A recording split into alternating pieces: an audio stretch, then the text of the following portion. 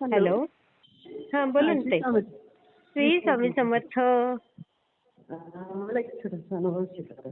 हा करा ताई. कुठून बोलता सांगायचं का? नाही, कुठून बोलते ते पण नाही सांगायचं, नाव पण नाही सांगायचं. बरं बरं बरं. हा, तुम्ही चाळीसगावकडचे आहेत का? हो. मी 7 वर्ष चाळीसगावला राहिली होती. हा मला त्या म्हणजे आवाजावरून वाटलं की तुम्ही खानदेशातले आहेत की काय. हो हो. आता आता गाव नाही सांगत मी. हा. माझ्या मिस्टरांची सर्व्हिस चाळीसगावला होती. अरे वा. तिथं ते मस्त. 7 वर्ष आम्ही तिकडे होतो. आणि धुळ्याकडे राहतो आम्ही. अच्छा धुळे अच्छा अच्छा. जिल्ह्यात. हा हा हा. मग ते काय चाळीसगाव धुळे एकच आहे. हा, ते 1 तासाचं डिस्टन्स आहे. हा. त्याच्यावरून 1 तास आधी 1 तास आमच्या गावाचा रूट आहे. अच्छा. हा हा हा. हो. आणि झालं असं की माझा भाऊ एक्सपायर झाला 3 वर्षापूर्वी. अरे तर बापरे. म्हणजे तुम्ही जिथं आता ते पण नाही सांगत मी डिटेल. नका तुम्ही जिथं काही राहता सांगू. ना, तिथं तुम्ही जिथं राहता ना तिथंच होता तो. बरंच नामांकित होता तो तिथं. तर अरे बापरे. तर मग त्याला इन्स्पेक्टर बरेच होते म्हणजे का? नाही नाही, डॉक्टर होता तो. हा. हम्म. हम्म. मग तर ते काय झालं, त्याला आजारी होता तो. मग त्याला आम्ही बरेच पैसे गोळा करून वगैरे लावले. पण त्याला जवळजवळ 1 वर्ष ट्रीटमेंट चालली त्याची.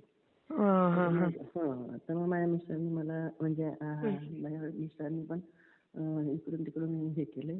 बापरे. मग आम्हाला जवळजवळ 14 लाख रुपये बँकेचे भरायचे होते. ओ.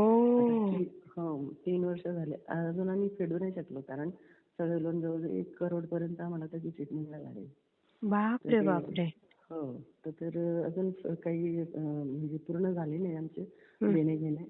तर मग माझ्या मिस्टरांनी पण बरीच हेल्प केली होती इकडून तिकडून करून. मग बँकेचं लोन काढलेलं होतं आम्ही. क्रॉप लोन काढलं होतं. त्यांना 1 वर्षाची मुदत दिली होती. ते एकामागे एक हे नव्हतं होत, काय म्हणतात, पैसे जमत नव्हते ना. बरोबर. प्रॉपर्टी विकली वडिलांनी. पण त्याचे पैसे असं म्हणजे त्यांनी 5% दिले आणि बाकीचे अजून दिलेच नाही. मग ते फिरवत आहेत आम्हाला. आणि आता फोनही बंद केले त्यांनी.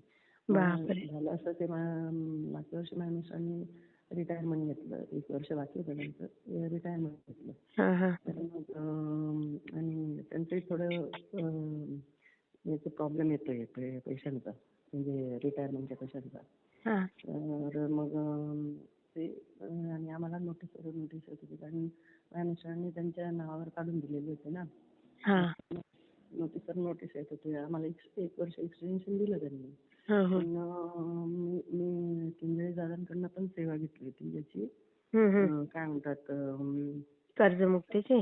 आपल्या संकटमोचनची सेवा. संकटमोचन. मग ती केली मी.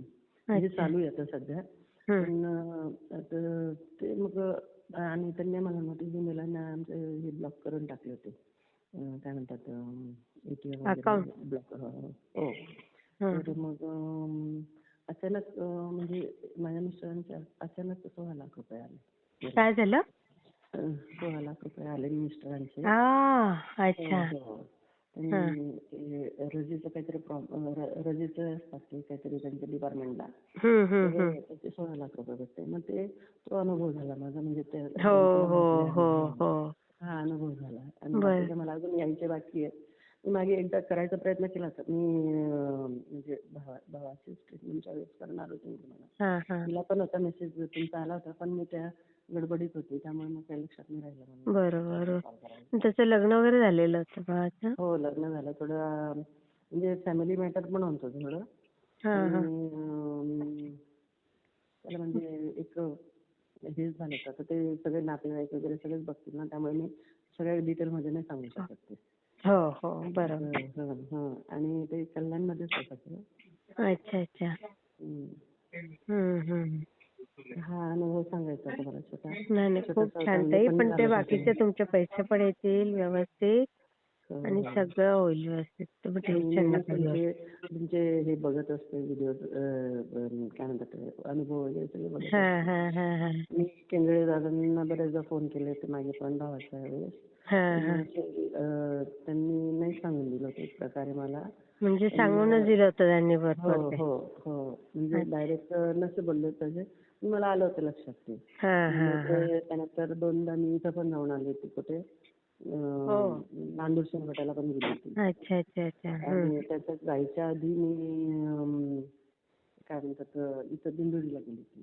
बघा म्हणजे केंद्र सरकारने फिक्स सांगूनच दिलं होतं म्हणजे.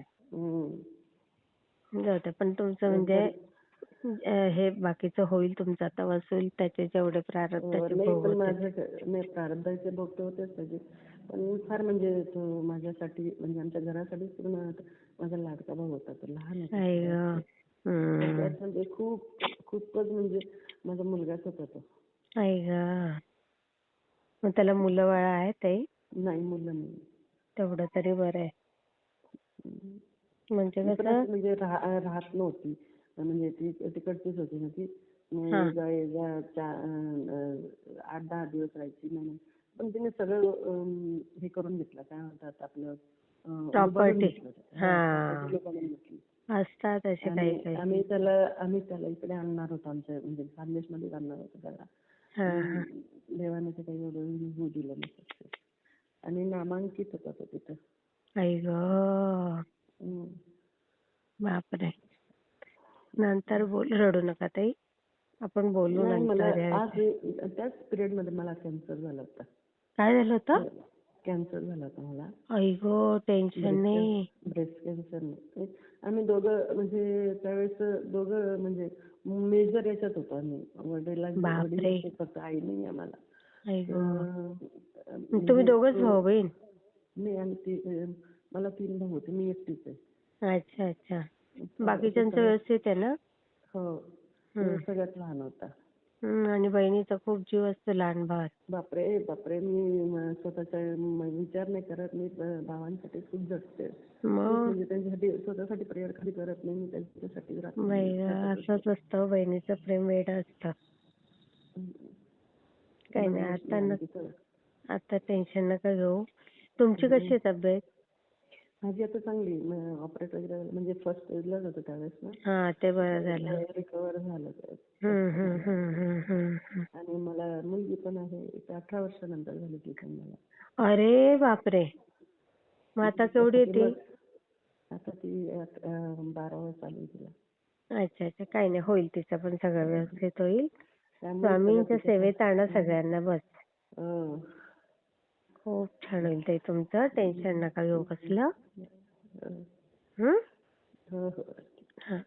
आणि त्या पैशांचे पण सगळे टेन्शन जातील बघा तुमचे. ते झाले नाही मग सगळ्यांचं देणं घेणं होईल ताई. बरोबर स्वामी मार्ग दाखवतील. मला आता मिस्टरांनी पण इकडून तिकडून बँकेचं लोन करून वगैरे जवळजवळ 30-35 लाख रुपये करून दिले होते मला. बघा कमाल आहे ना त्यांची पण. 50-60 लाख रुपये जमा केले होते भावाने. बापरे. बघा ताई. होईल सगळ्यात. काहीच वय होतं त्याचं. वाईट वाटतं ना बाई भावाचं. वय होतं त्याचं. बापरे. होईल काहीतरी त्याच्यातनं मार्ग बरोबर स्वामी काढतील. आणि आता तुम्ही अनुभव पण शेअर केला ना ताई. होईल सगळं व्यवस्थित. श्री स्वामी समर्थ ताई. श्री स्वामी समर्थ ताई. धन्यवाद.